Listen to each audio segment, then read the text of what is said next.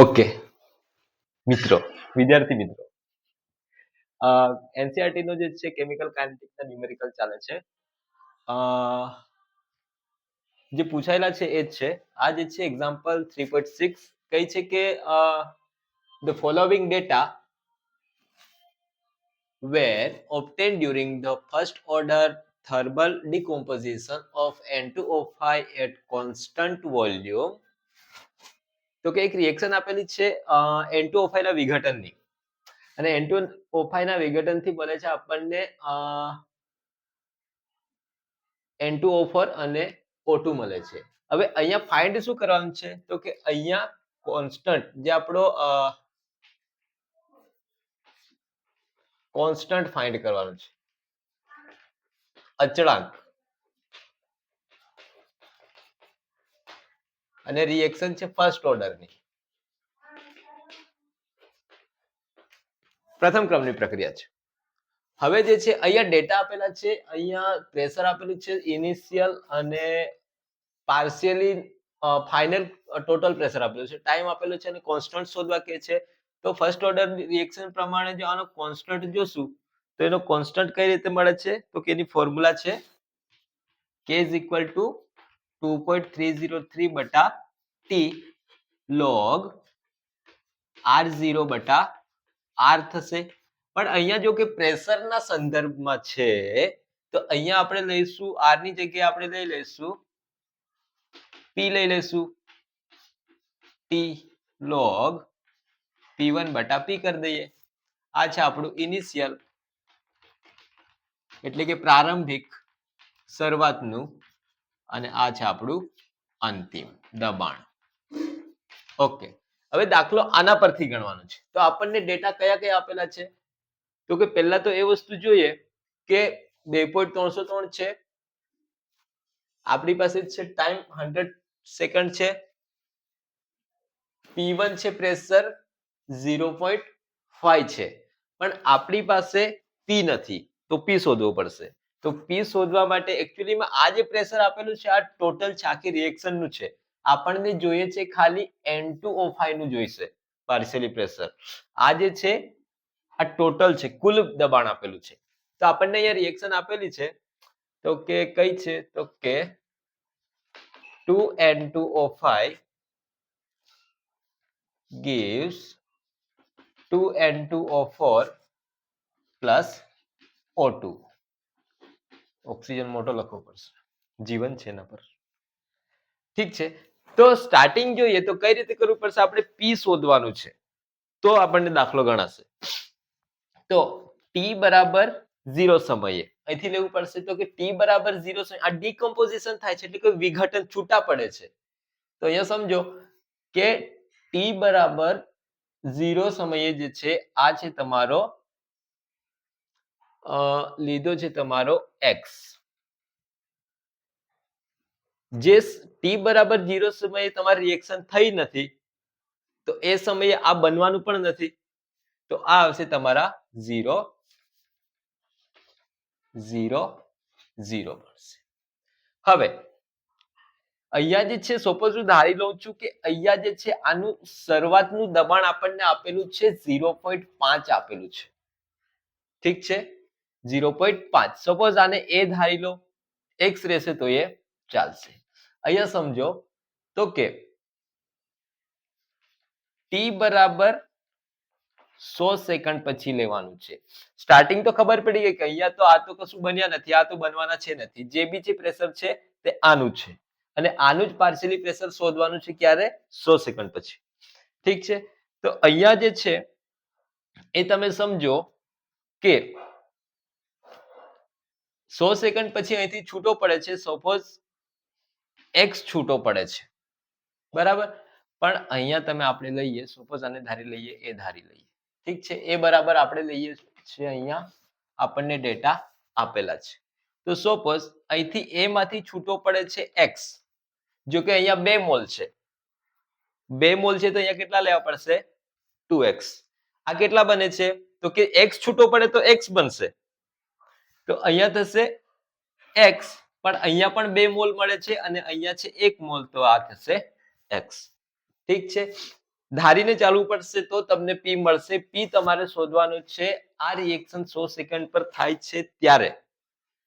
હવે અહીંયા જોશો તો ટોટલ પ્રેશર, કુલ દબાણ તમારે શોધવું પડશે. ટોટલ પ્રેશર, ટોટલ પ્રેશર ગુજરાતીમાં લખવું પડશે કુલ દબાણ. કુલ દબાણ ડાલ્ટનના નિયમ પ્રમાણે થશે. ડાલ્ટનભાઈ શું કહેતા હતા કે કોઈ પણ વસ્તુ, કોઈ પણ રિએક્શનનું કુલ દબાણ એ થશે અંદર રહેલા વાયુઓના સરવાળા બરાબર હોય છે. તો પી ટોટલ બરાબર થશે P1 P2 P3 ચાલશે આગળ. તો અહીંયા આપણી પાસે જેટલા બી છે એટલાને લેવું પડશે. તો આપણી પાસે છે PN2O5 બીજો છે PN2O4 બીજો કયો છે PO2. Total pressure. હવે આ કયું લેવાનું છે 100 સેકન્ડ પછી. તો 100 સેકન્ડ પછી તમે સમજો કે આપણે આ વસ્તુ આપણને મળેલી છે, આ વસ્તુ મળેલી છે.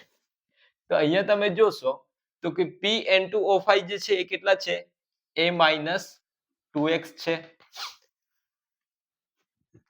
N2O4 કેટલા છે? 2x છે. O2 કેટલા છે? x છે. અને આ P ટોટલ કુલ દબાણ. હવે અહીંયા જોશો માઇનસ પ્લસ કેન્સલ થઈ જશે, વચ્ચે શું? તો કે અહીંયા જુઓ તમે તો કે P ટોટલ બરાબર A પ્લસ x વધશે, A પ્લસ x વધશે. હવે સમજો કે આપણી પાસે જે છે P ટોટલ આપણને આપેલું છે. P ટોટલ આપણને કેટલું આપેલું છે? તો કે 100 સેકન્ડ પછી 0.512 આપેલું છે.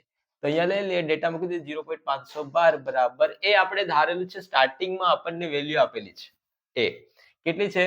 0.5 પ્લસ x. તો x ઇઝ ઇક્વલ ટુ શું થઈ જશે? 0.512 માઇનસ 0.5. તો x ઇઝ ઇક્વલ ટુ શું મળી જશે આપણને? માઇનસ કરશું તો 0.012 x મળી ગયો. આ x બરાબર, x મળી ગયો. હવે x જો મળી જાય તો 100 સેકન્ડ પછી એનું પાર્શિયલી પ્રેશર છે એ મળી જશે. તો કે અહીંયા લઈએ કે 100 સેકન્ડ પછી ગુજરાતી ઇંગ્લિશ મિક્સ થશે. આંશિક દબાણ, ગુજરાતીમાં આંશિક દબાણ એટલે કે પાર્શિયલી પ્રેશર. ઠીક છે. તો પાર્શિયલી પ્રેશર કેટલું છે? એ માઇનસ x છે. તો x તો આપણે શોધી કાઢ્યો છે. એ માઇનસ કેટલું છે? 2. કોનું આંશિક દબાણ કોનું રહેશે? PN2O5 નું. તો PN2O5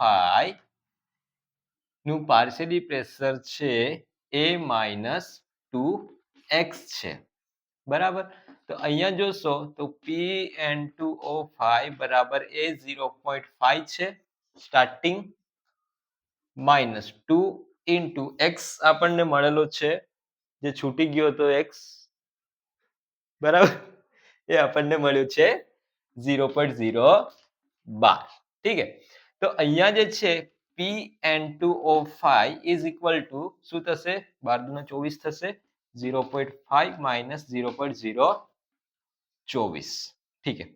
તો PN2O5 ઇઝ ઇક્વલ ટુ કેટલા થઈ જશે? 0.476 atm વાતાવરણ દબાણ, અને આની આપણને જરૂર છે. તો અહીંયા જે સમજો, હવે આપણે અહીંયા લેવું પડશે according to first order reaction, પ્રથમ ક્રમની પ્રક્રિયા અનુસાર. ઠીક છે.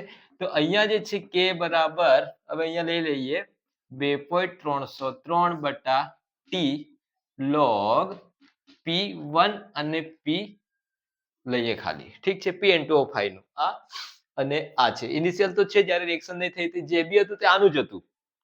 હવે 100 સેકન્ડ પછી આ વસ્તુ આપેલી છે એટલે ડેટા આ નથી મૂકવાના, પરંતુ આ જે છે આ આખી રિએક્શન નું છે. અહીંયા તો રિએક્શન થઈ નહીં હતી એટલે ખાલી આ કોનું હતું તો કે એ ખાલી N2O5 નું હતું, પણ અહીંયા રિએક્શન થઈ ગઈ છે એટલે આ આનું પણ છે, આનું પણ છે અને આનું પણ છે. આપણને જોઈએ છે આનું, અને એ વસ્તુ છે અહીંયા. તો અહીંયા તમે જોશો તો k બરાબર 2.303 100 સેકન્ડ લેવાની છે log આ છે આપણી પાસે 0.5 બટા આપણી વેલ્યુ આવી 0.476 atm. કેલ્ક્યુલેશન કરશો તો k બરાબર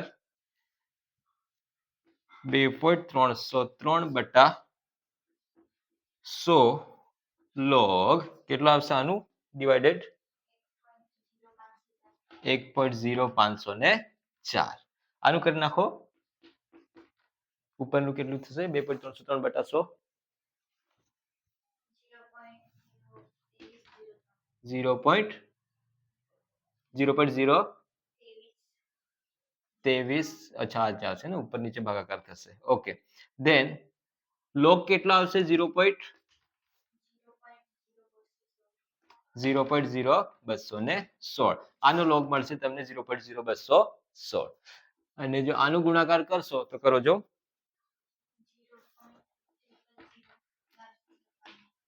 497. તો અહીંયા જશે, તમે જોશો કે આને શોર્ટકટ પતાવવું હોય તો ચાલશે. અહીંયા તો મારું યુનિટ કયો આવશે તો કે ફર્સ્ટ ઓર્ડર રિએક્શન છે એટલે સેકન્ડ ઇન્વર્સ આવશે, પણ અહીંયા તમે જોશો આને શોર્ટ કરવું હોય તો 1 2 3 અને 4 કરી નાખો તો 4.97 into 10 ની પાવર આ બાજુ ખસે એટલે -1 2 3 4 -4 સેકન્ડ ઇન્વર્સ. તો આ રીતે ગણવાનો છે.